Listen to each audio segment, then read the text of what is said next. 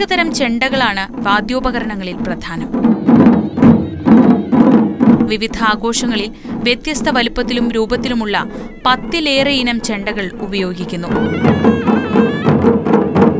തോളിൽ എടുത്തു വെച്ചിരിക്കുന്നത് കണ്ടാൽ ഗദ പോലെ തോന്നുന്ന നീളമുള്ള ഈ വലിയ വാദ്യോപകരണത്തിന്റെ പേരാണ് തോങ്ക്ര.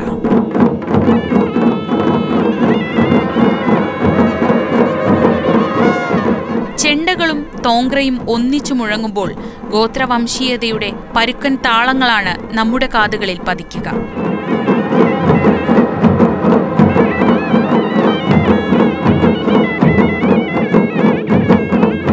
തദ്ദേശീയരുടെ വസ്ത്രധാരണത്തിന്റെ ഒരു ഭാഗമാണ് കുളു തൊപ്പികൾ. ബഹുവർണത്തിലുള്ള ഒരു തുണിക്കഷ്ണമോ വെൽവെറ്റ് നാടയോ ഒരു വശത്ത് തുന്നിപ്പിടിപ്പിച്ച കിന്നരി തൊപ്പികളാണിവ. ഇവിടെ തന്നെ ഉണ്ടാക്കിയെടുക്കുന്നവയാണ് ഈ തൊപ്പികൾ. നാടോടി നൃത്തരൂപങ്ങളും സംഗീതവുമാണ് ഹിമാചലിന്റെ മുഖമുദ്ര. ഏതെങ്കിലും തരത്തിലുള്ള ക്ലാസിക്കൽ രൂപം ഇവിടുത്തെ സംഗീതത്തിനോ നൃത്തത്തിനോ കൈവന്നിട്ടില്ല. കുഗ്രാമങ്ങളിൽ താമസിക്കുന്ന ദരിദ്ര ജനവിഭാഗങ്ങളാണ് ഹിമാചൽ നാടോടി സംഗീതത്തിന്റെ വക്താക്കളും പ്രചാരകരും.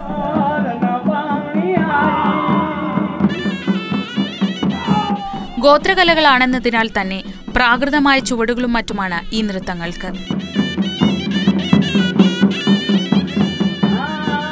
കേരളത്തിന്റെ പുലികളിക്ക് സമാനമായ നൃത്തരൂപമാണിതെന്ന് കരുതാം. 2 കലാകാരന്മാർ ചേർന്ന് കെട്ടിയ മാൻവേഷത്തിനു ചുറ്റുമാണ് മറ്റുള്ളവരുടെ നൃത്തം.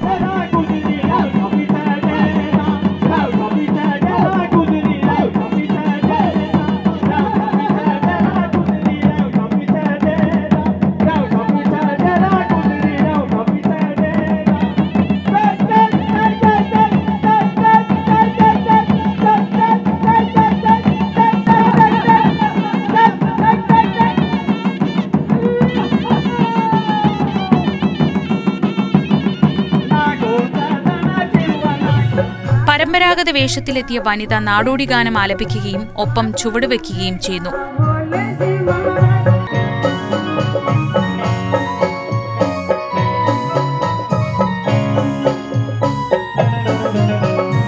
താളനിബദ്ധമായ വായ്ത്താരിയോട് കൂടിയതായിരുന്നു മറ്റൊരു ഗാനം.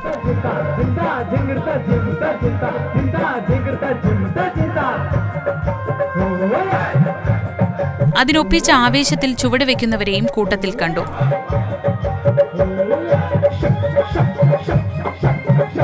താളം കാതുകൾക്കിമ്പം പകരുമ്പോൾ വ്യത്യസ്ത നിറങ്ങൾ ഇടകലർത്തിയ വേഷവിധാനങ്ങളും മറ്റും കണ്ണുകൾക്ക് കുളിർമയേകുന്നു.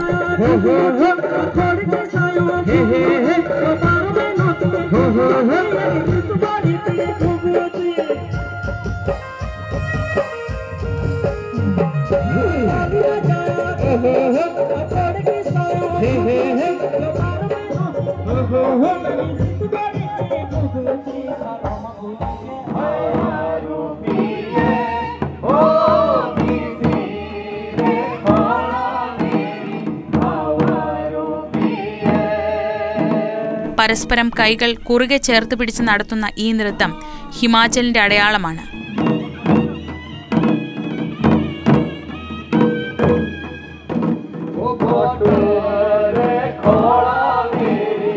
പരമ്പരാഗത രീതിയിൽ വസ്ത്രം ധരിച്ച നൂറുകണക്കിന് സ്ത്രീകളാണ് ഈ നൃത്തം അവതരിപ്പിക്കുന്നത്.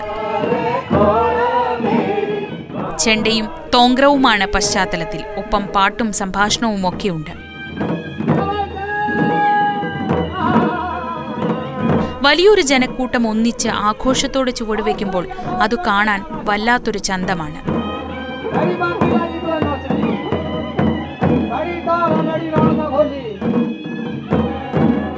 ഏകദേശം അരമണിക്കൂർ നേരം നീണ്ടുനിന്നു ഈ നൃത്തം.